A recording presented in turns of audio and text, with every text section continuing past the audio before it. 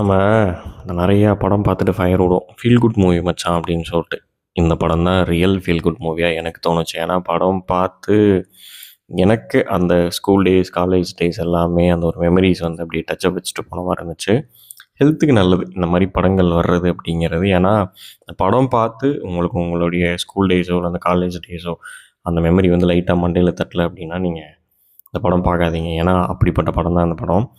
Acting wise எல்லாருமே நல்லா பண்ணியிருந்தாங்க. பட் ஃபகத் ஃபாசில் அந்த கேரக்டருக்கு தேவையா? அப்படின்னு தோணுச்சு. ஏன்னா அது ஒரு பெரிய ஸ்கோப் இருக்க கேரக்டர்லாம் கிடையாது. வரும், பேசும், கிளைமேக்ஸ் வந்துட்டு போயிடும் அப்படிங்கிறப்ப but he done a good job அப்படின்னு தான் சொல்லணும். அண்ட் அங்கங்கே ரெஃபரன்ஸ் வச்சுருந்தாங்கல்ல. காதல் கொண்டேன் அப்படிங்கிற அந்த மாரி 1, 2 படத்தோட ரெஃபரன்ஸ் வச்சுருப்பாங்க.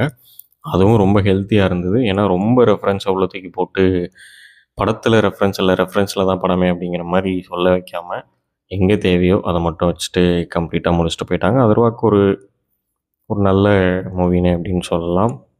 சாங்ஸ் நான் பெருசா அவ்வளவா லிசன் பண்ணல. பட் ஸ்டில் உங்க எப்படி சொல்றது?